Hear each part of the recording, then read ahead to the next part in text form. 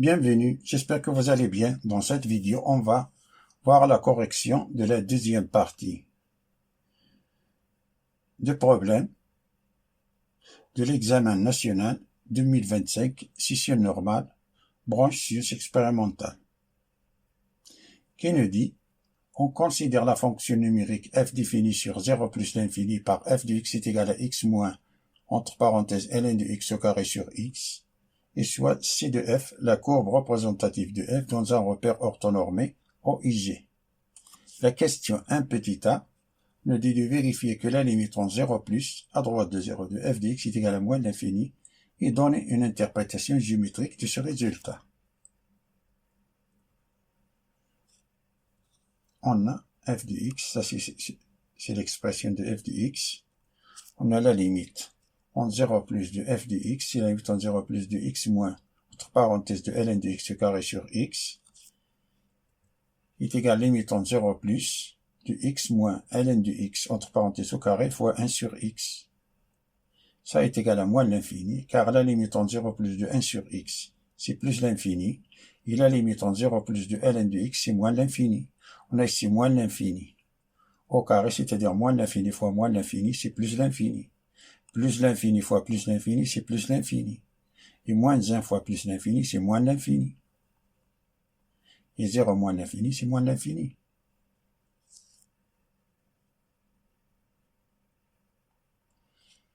Ça veut dire la limite entre 0 plus de f de x, ça nous donne moins l'infini. Ça veut dire que la courbe ci de f admet une asymptote verticale d'équation x est égal à 0 au voisinage de moins l'infini. Passons à la question 1 petit b, qui nous dit de montrer que la limite en plus l'infini de ln de x entre parenthèses au carré sur x est égal à 0. On peut poser t est égal à racine de x, puis calculer la limite en plus l'infini de f de x.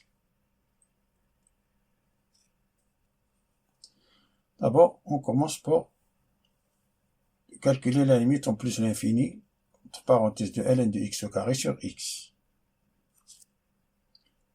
On nous dit de poser que t est égal à racine de x. Alors, on pose t est égal à racine de x.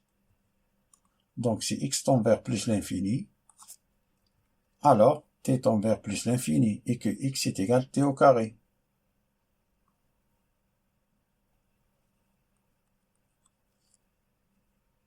La limite en plus l'infini de r entre parenthèses de ln de x au carré sur x est égal à limite x tend vers plus l'infini, ln de t au carré, tout au carré sur t au carré. On a ici t. T tend vers plus l'infini. Ça est égal. Donnez-moi, ici c'est, on a ici c'est t. Ici t tend vers plus l'infini. Ici t tend vers plus l'infini. Ici c'est t tend vers plus l'infini. On a t tend vers plus l'infini de 4 ln de t au carré. Car ça c'est 2 ln de t. De ln de t au carré, c'est 4 ln de t au carré sur t au carré. Ça qui est égal.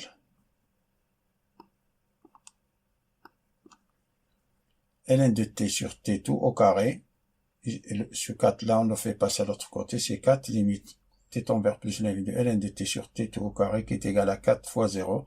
La limite, ça c'est une limite usuelle. Ici t.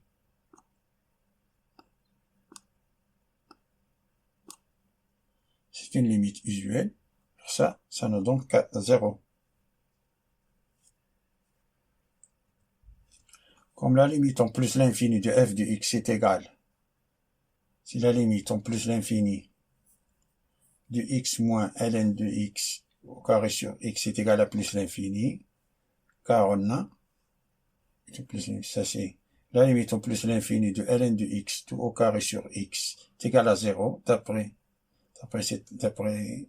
cette partie de la question, donner 0, et la limite en plus l'infini de x, c'est plus l'infini.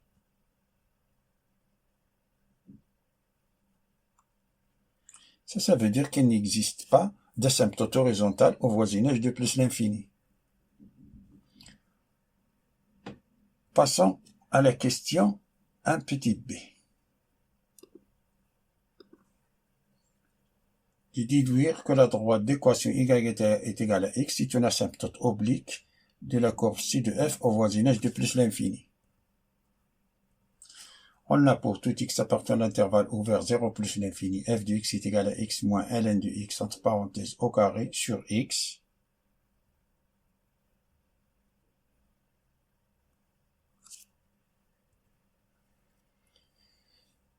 Ça va dire que ln de x entre parenthèses au carré sur x est égal, fais pas ça à l'autre côté, est égal à x moins f de x, qui est égal à moins facteur de f de x moins x.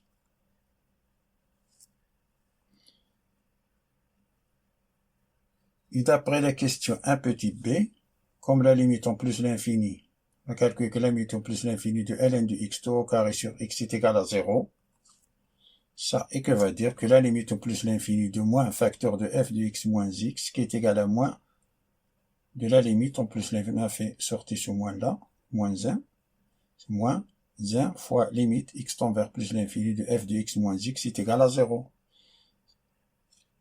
Ça veut dire que la limite en plus l'infini de f de x moins x est égal à 0. Donc la droite d'équation y est égale à x est une asymptote oblique à la courbe ci de f au voisinage de plus l'infini.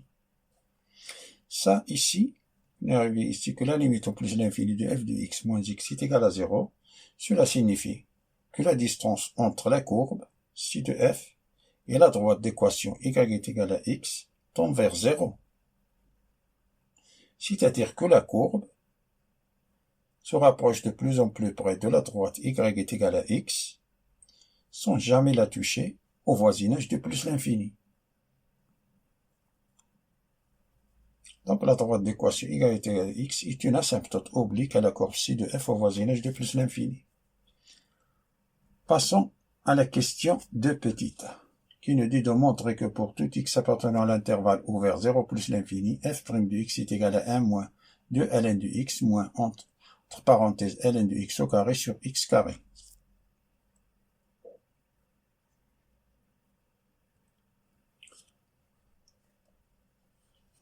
On a, pour tout x appartenant à l'intervalle ouvert 0 plus l'infini, f de x est égal à x moins ln de, entre parenthèses ln de x au carré sur x, qui est égal à x moins 1 sur x fois ln de x, entre parenthèses, au carré. Avant de calculer f' de x, il faut justifier que la fonction f qui est égale à x moins, entre parenthèses de ln de x au carré sur x, est dérivable sur 0 plus l'infini. On a la fonction linéaire x, est dérivable sur r, en particulier sur 0 plus l'infini. On a 1 sur x, fonction 1 sur x, est dérivable sur r étoile, en particulier sur 0 plus l'infini. Et ln de x est dérivable sur 0 plus l'infini, intervalle ouvert 0 plus l'infini. D'où on peut déduire que la fonction f de x, qui est égale à x moins ln de x, entre parenthèses au carré sur x, est dérivable sur 0 plus l'infini. Donc, on rappelle quelques propriétés de la dérivée qu'on va utiliser dans cette question, que la dérivée de f de x sur j de x est égale à f' de x fois j de x moins f de x j' de x sur j de x tout au carré. Et que la dérivée de f de x à la puissance n, c'est n fois f de x à la puissance n moins 1 fois f' de x. Alors, la dérivée de la fonction f de x, c'est f' de x qui est égale à la dérivée de x moins la dérivée de ln de x, entre parenthèses ln de x au carré sur x. Ça est égal à 1, ça c'est 1 moins, si on applique cette formule-là, c'est 2 fois, celle-là, c'est 2 fois ln de x, fois f' de x, c'est-à-dire 1 sur x, fois x, pour le dénominateur, moins, entre parenthèses ln de x au carré, fois la dérivée de dénominateur c1, tout divisé par le dénominateur au carré, c'est-à-dire x au carré. Ce qui veut dire que f' de x est égal à 1 moins 1 sur x fois x, ça nous donne 1 car on a x est différent de 0. Alors on a ça, c'est Tout ça, ça nous donne 2 ln de x, moins, entre parenthèses, ln de x au carré sur x carré. Et ça, c'est l'expression demandée.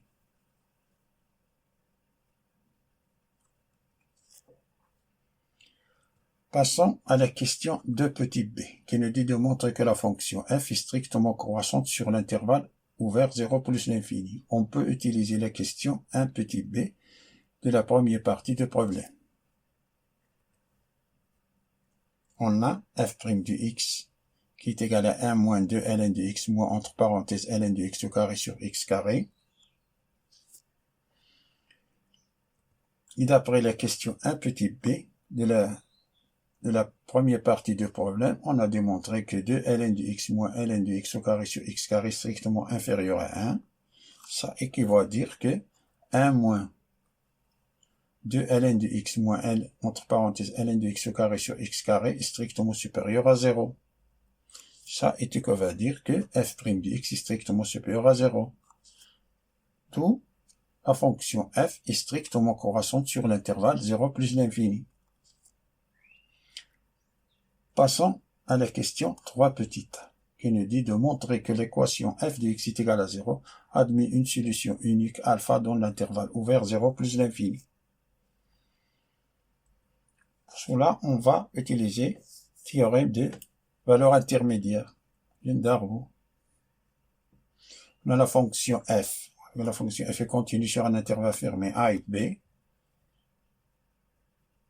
et que f de a est inférieur ou égal à k qui est inférieur ou égal à b, ou bien, attention ici, on a f de b. Ici, f de b, ou bien ici, f de b est inférieur ou égal à k qui est inférieur ou égal à f de a. Ici, f de a.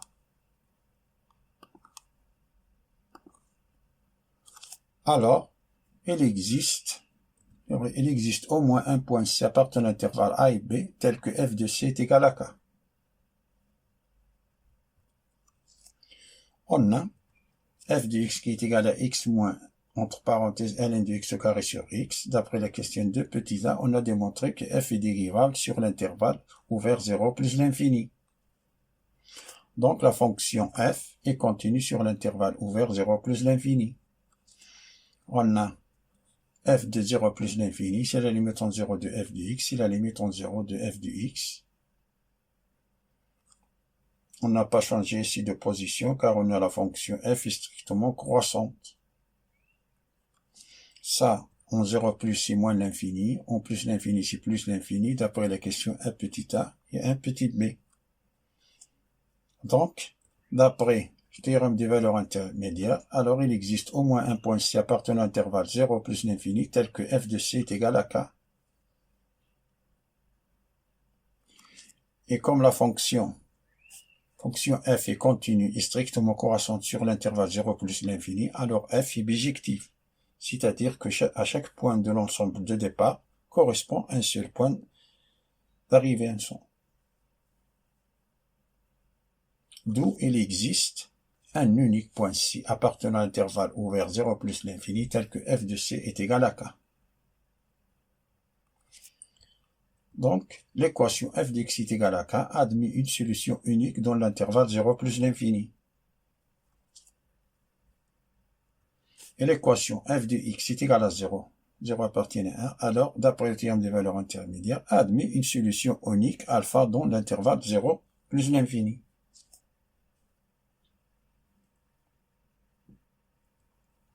Passons à la question 3 petit b qui nous dit de vérifier que alpha, qui est strictement supérieur à la puissance moins 1, et montrer que ln de alpha est égal à moins alpha.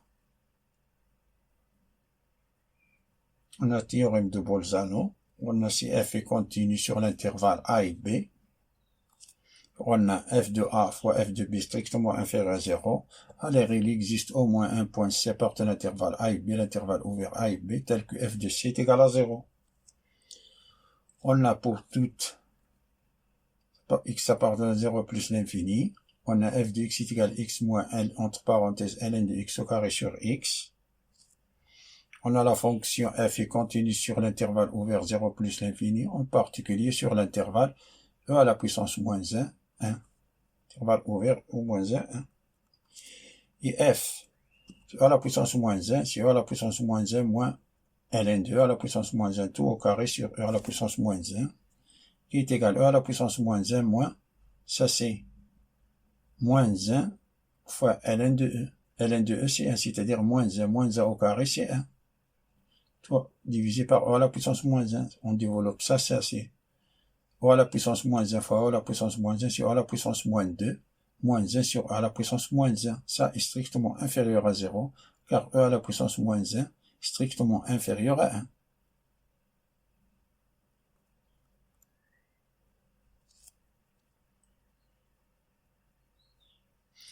On a f de 1, on remplace x par 1 ici, ça nous donne est égal à 1, qui est strictement supérieur à 0, et comme f de e moins 1 fois f de 1 est strictement inférieur à 0, alors il existe au moins un alpha appartenant à l'intervalle ouvert e à la puissance moins 1, 1, tel que f de alpha est égal à 0.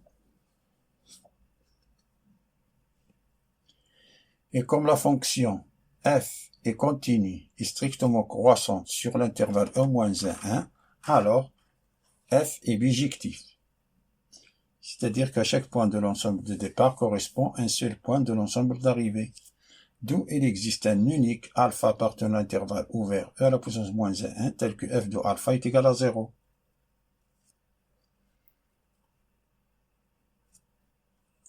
Alors, on a démontré la première partie de la question, passons à la deuxième.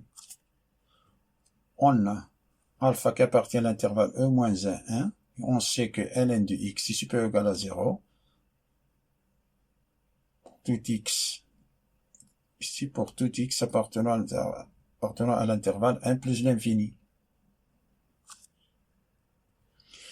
Et on a ln de x est inférieur ou égal à 0, ce qui veut dire que x appartient à l'intervalle 0, 1, ouvert en 0. Donc f de alpha est égal à 0, ce qui veut dire que alpha, on remplace ici f de x, on remplace x par alpha. Si alpha moins ln de alpha au carré sur alpha est égal à 0, ce qui veut dire que le ln de alpha, entre parenthèses au carré sur alpha, est égal à alpha. Ça veut dire que ln de alpha, entre parenthèses au carré, est égal à alpha au carré.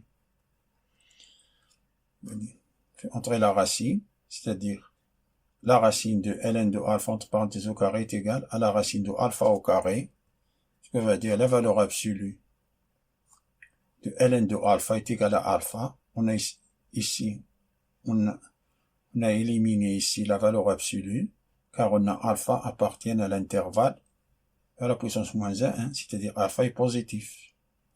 Alors ça, ce qui veut dire que moins ln de alpha est égal à alpha. Comme alpha appartient à la puissance moins 1, 1, ça veut dire que ln est négatif. Alors ça, c'est moins ln de alpha. La valeur absolue de ln de alpha, c'est moins ln de alpha qui est égal à alpha. Ce qui veut dire que alpha est égal à moins alpha.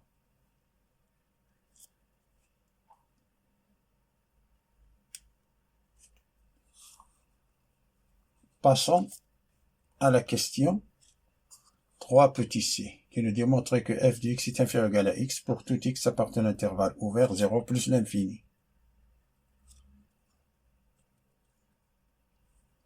On a f de x qui est égal à x moins, entre parenthèses, ln de x au carré sur x. On a f de x moins x, c'est moins, entre parenthèses, ln de x au carré sur x qui est inférieur ou égal à 0, car on a ln de x au carré supérieur ou égal à 0, et x est strictement supérieur à 0 pour tout x appartenant à l'intervalle 0 plus l'infini. Par suite, f de x moins x est inférieur ou égal à 0, ça a été que va dire que f de x est inférieur ou égal à x, pour tout x appartenant à l'intervalle 0 plus l'infini. Passons à la question 3 petit d, qui nous dit de montrer que y est égal à x est une équation de la tangente t à la courbe c de f au point d'abscisse 1.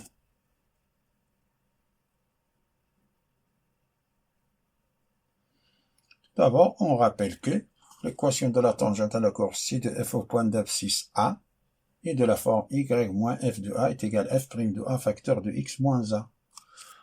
On a pour tout x appartenant, ici x appartenant à 0 plus l'infini, f de x est égal à x moins ln de x, entre parenthèses au carré sur x, f' de x qu'on a déjà calculé ici, 1 moins 2 ln de x moins ln de x, entre parenthèses au carré sur x carré, f de 1, on remplace ici x par 1, c'est 1 moins ln de 1 au carré sur 1, ça c'est 0, 0 sur 1 c'est 0, 1 moins 0 c'est 1. Et f' de 1, ça c'est 0, ça c'est 0, 0 sur 1 c'est 0, ça nous donne 1. Donc, y moins f' de, f de 1 est égal à f' de 1 facteur de x moins 1, ça est égal. Y moins 1 est égal à 1 facteur de x moins 1, qui est égal, ça c'est x moins 1, ça c'est x moins 1. On va dire que quotient de la tangente est égal, y est égal x moins 1.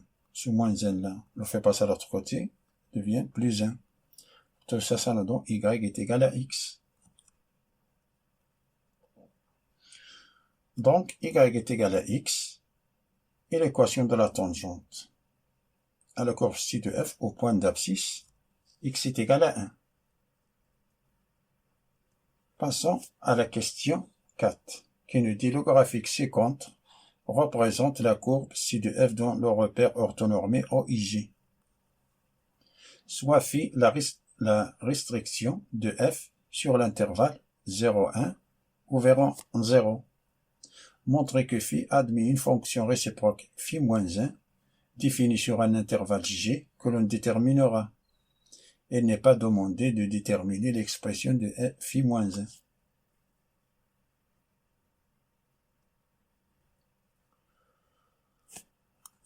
1. Ça c'est la courbe. On a la fonction phi et la restriction de f sur l'intervalle 0,1 qui est inclus dans l'intervalle 0 plus l'infini. On a pour tout x phi de x, alors phi de x est égal à x moins ln de x, entre parenthèses au carré sur x. D'après ce qui précède, la fonction f est continue strictement croissante sur l'intervalle ouvert en 0, 0 plus l'infini. Intervalle ouvert 0 plus l'infini. D'où phi de x est continue strictement croissante sur l'intervalle 0,1 ouvert en 0. Alors, phi de x est bijective. Donc, phi de x admet une fonction réciproque phi moins 1 définie sur range g qui est égal phi de l'intervalle 0,1 ouvert en 0. Ça qui est égal à moins l'infini, car on a la limite en 0 plus c'est moins l'infini, et phi de 1 c'est f de 1 qui est égal à 1. Ça c'est d'après ce qui précède. Donc, on a intervalle de phi déterminé de 0,1 jusqu'à range g, c'est moins l'infini 1, phi moins 1, c'est de moins 1, 1 jusqu'à 0,1. Passons à la question 4 petit b, qui nous dit de montrer que phi moins 1 est dérivable en 0 et que phi moins 1, la dérivée de la fonction réciproque, la fonction phi en 0 est égale alpha sur 2 plus 2 alpha.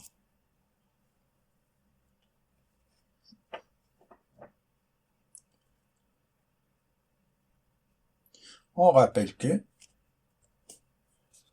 la dérivée d'une fonction réciproque f est égale à 1 sur f' rond f moins 1 de x. Et on a pour tout x appartenant à l'intervalle 0 plus l'infini, on a f de x est égal à x moins ln de x entre parenthèses au carré sur x, et f' de x est égal à 1 moins 2 ln de x moins ln de x au carré sur x carré. Alors, la dérivée de la fonction réciproque phi, c'est 1 sur phi' rond f moins 1 de x. En remplaçant ici x par 0, ça veut dire que la dérivée de phi moins 1 de 0 est égale à 1 sur phi' rond phi moins 1 de 0. C'est-à-dire que phi moins 1 est dérivable en 0.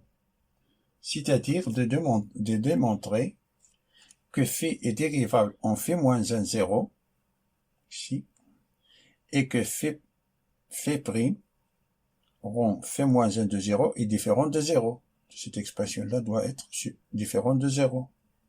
Et que phi prime est dérivable en phi moins 1 de 0. Alors, avant, calculons phi moins 1 de 0. On efface et on continue. Phi moins 1 de 0, on pose phi moins 1 de 0 est égal à A. Alors, phi rond phi moins 1 de 0 est égal à phi de A, ce qui va dire que phi de A est égal à 0. D'après ce que précède, A correspond à alpha. Donc, phi moins 1 de 0 est égal à alpha. Et on sait que la fonction f est dérivable sur l'intervalle 0 plus l'infini. Alors, phi est dérivable en 0, 1, ouvert en 0. Et quand phi appartient à l'intervalle à la puissance moins 1, 1, qui est inclus dans l'intervalle 0, 1, donc phi est dérivable en phi moins 1, 0, qui est égal à alpha. Et comme alpha est compris entre 1 et e moins 1, donc ln de alpha est égal à moins alpha, d'après la question 3 petit b.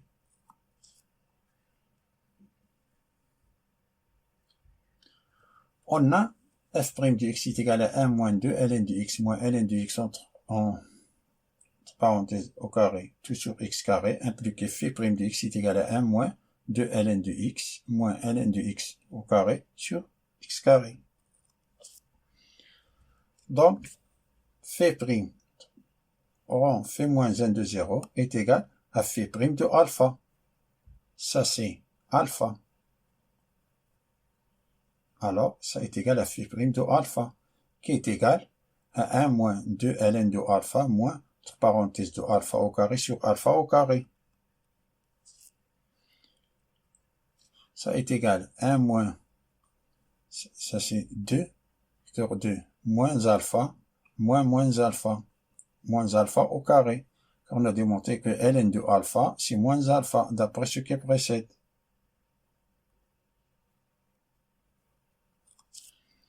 Alors ça est égal à 1 moins 1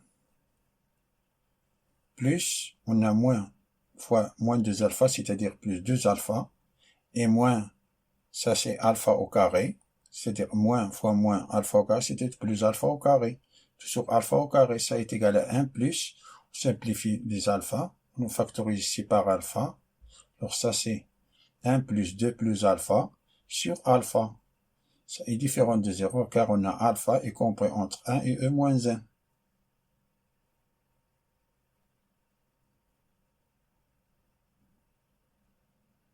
C'est-à-dire que phi est dérivable en phi moins 1 de 0 et que phi moins 1 rond phi moins 1 de 0 est différent de 0. D'où phi est dérivable en alpha.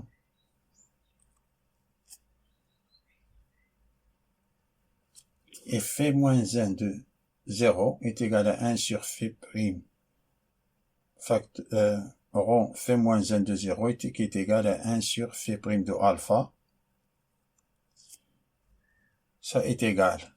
On remplace phi prime de alpha par son expression 1 sur 1 plus 2 plus alpha sur alpha. Ça, tout ça, ça nous donne 2 plus 2 alpha sur alpha. L'inverse de 2 plus 2 alpha sur alpha, c'est alpha sur 2 plus 2 alpha. Passons à la question, la dernière question de la deuxième partie du problème, question 4 petit c, qui nous dit recopier la courbe phi de et construire la courbe de phi moins 1 dans le repère OIG.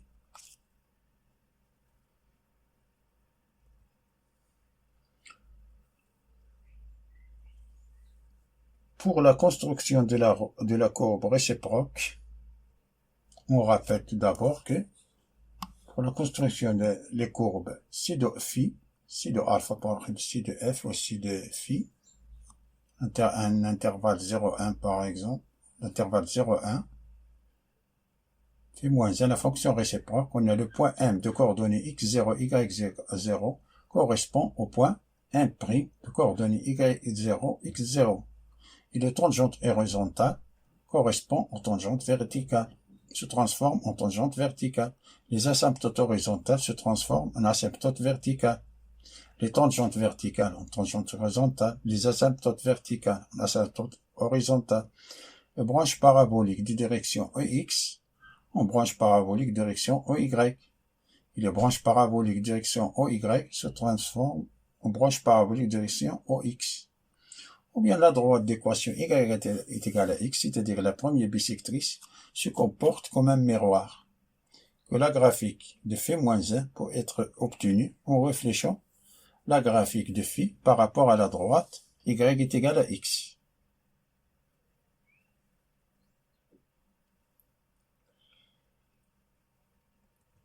Ça, c'est la graphique de la courbe f et la courbe ci de φ et la partie colorée en vert. Ceci est la courbe ci de φ. La partie colorée en vert de l'intervalle 0,1, ouvert en 0. Donc pour la construction de la courbe, ci de φ moins 1, on a le point 1, 1 qui appartient à la première bisectrice et encore correspond à la courbe ci de φ moins 1. Car le point 1, 1 appartient à cette droite-là, la première bisectrice. On a la courbe ci de φ passe par le point alpha, 0 alpha. Pardon, alpha 0, passe par le point alpha 0. On a y c'est 0, et on a ici, et ici, y est égal à 0. Alors, passe par le point alpha 0. Donc, la courbe réciproque passe par le point 0 alpha. Car on a le point M de coordonnées x0, xy se transforme en yx. Si on a ici passe par le point, la courbe phi passe par le point 0, passe par le point alpha 0, alors φ-1 passe par le point 0 alpha. On a calculé que la courbe phi a une asymptote verticale d'équation x est égal à 0 plus. Donc la courbe φ-1 a une asymptote horizontale d'équation y. Si on a ici une asymptote ici verticale d'équation x est égal à 0, alors asymptote verticale se transforme en asymptote horizontale. Alors on a une asymptote horizontale d'équation y est égal à 0. Si on a x est égal à 0, se transforme en y est égal à 0, l'asymptote verticale. C'est-à-dire que φ-1 passe par ici plus ou moins. Donc la trajectoire de la courbe φ-1 passe par ici, par ce point-là, ici. Ça c'est la courbe φ-1.